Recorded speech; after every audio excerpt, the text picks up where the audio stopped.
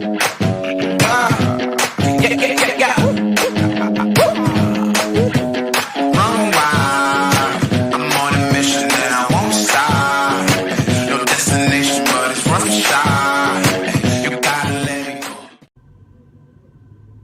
guys, TJ here. So I don't know if you can actually see me or properly because all the sun's in my eyes. So I've just pulled up at the train station. I'm picking up a friend. I just thought I'd do a quick video and talk to you guys about the stuff that I'm passionate about. So I love serviced accommodation. I love it. I love the business. I love all the positives and I love the negatives. Why do I love the negatives? Because once you know the negatives, once you know what the potential issues are, you can address them. So what I hate the most is people that don't tell you the negative side of stuff because they want to sell you a training course or they want to give you some rubbish information just to make themselves sound greater. But you know what, guys? Service accommodation can be an incredible business, but at the same time, it can be bloody stressful. It's hard work. Bloody hard work. Now, you've got the option of using a management company. Hey, listen, if it's your first unit, don't use a management company. Don't use a management company because you're led to believe that you're going to make so much money, then add the 15 to 20% that the management company is going to, add to it as well, and you're still going to be left with a load of money. Hey, listen, it just doesn't work like that. Those headline figures that you're being fed, not going to happen. So what I do and what I encourage people is look at £400, £500 a month and focus on scaling. Now, let me ask you this. If you could make £400 a month or £500 a month, is that so bad? Because now all you need to do is get another one. So that's taking you to 1,000. Get another one, 1,500. Another one, 2,000. That's 4 units generating you £2,000 per month. But hey, stop trying to go for those big figures. Do you know what? I want to talk to you guys about something. I was speaking to someone a couple of weeks ago, and we were trying to understand, and we're talking about the universe, and we're talking about rewards and how the universe rewards people for certain actions. And I don't want to get it wrong, but he kind of made me understand something. Hey, listen, if you've never made your first £10,000, in terms of you've never done the graft or the work or built up the levels, your mindset to get to £10,000 a month, stop trying to jump it. It's a process. You need to do the 1,000, the 2,000, the 3,000, the 4,000, the 6,000, the 8,000, the 10,000. It's physically impossible for you to make £10,000 a month from £0 a month and keep that money because it's not yours. There has to be an alignment. Your mind has to be ready to receive that money. So when people are throwing these headline figures at you and they're saying, listen, you're going to make £5,000 a month for one property, I want you to really think about this. Now, it sounds great and it sounds like it's going to be your opportunity to quit the rat race and to quit your job. But hey, you're going to make some mistakes.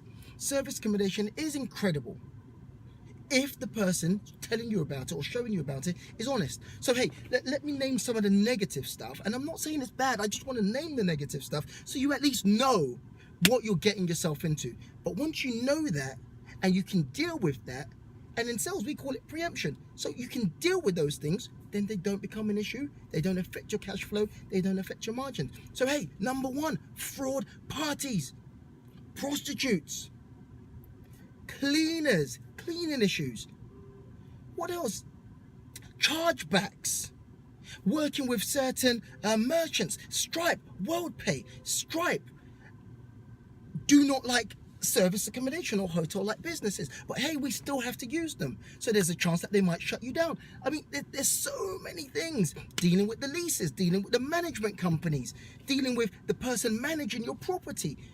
Guys, there's so much to this business. It's not just a matter of, hey, I'm going to start this business. And listen, you don't go and start a Tesco supermarket just because you feel like it. You need to bloody understand logistics. You need to understand, as I mention all the time, you need to understand how long the bread can sit on the shelf. You need to understand shelf life. If you're in a Tesco Express, you need to understand when they're going to bloody deliver the petrol. You need to understand how to refill, how to restock. Service accommodation is a full-fledged business. You need to understand the pros, you need to understand the cons, you need to understand how and where you're going to make money. So stop believing the headline figures. Oh, yeah, get 1 unit and make £5,000 a month. Get 1 unit and make £2,000 a month. Listen, these things are possible. Some of my units do incredibly well. But hey, I know what I'm doing. I've been doing this for quite some time. So what I don't want you to do is to get into your head that this is going to be your get out clause.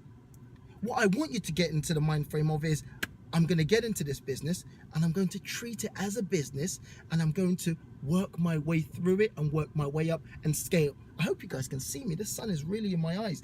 But hey, look, there are tons of positives. As I said, it's an easy market to get into. Now, I always give this example. Like, if you were to start a hotel business, if you were to start a hotel tomorrow, firstly, you have to find the land.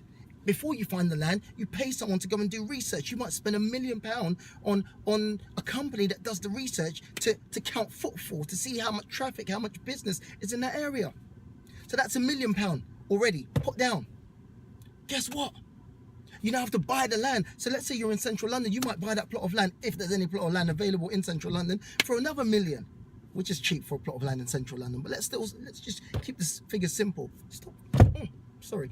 So £1 million on research, £1 million on buying a plot of land, and then you spend at least £2 million on building the structure. It's £2 million. So altogether, you've had to spend £4 million in order to start a hotel style business. But we can do this with less than £1,000. If you know what you're doing, you can start a hotel style business with less than £1,000 and earn a few hundreds, 4, 5, 6, 7, 800, depending on the location. So why wouldn't you do it? Of course you do it. It's a no-brainer. But hey, I don't want you to make the same mistakes that I made when I started. Oh, that's a lovely car. Yeah, I don't want you to make the same mistakes that I made when I started. I don't want you to make the same mistakes that a lot of people make and made when they first heard about service accommodation. Because hey, the business can do extremely well for you. But if you get one thing wrong, such as if Tesco get one thing wrong, it can completely cripple them. So I want you to kind of be aware, but I want you to start the business because, hey, it's an incredible business that's going to do miracles for you. It's an incredible business that once you understand scaling, you can scale up really quickly, really fast, and build a business. So listen, guys, I have to love you and leave you. Peace. Enjoy yourself.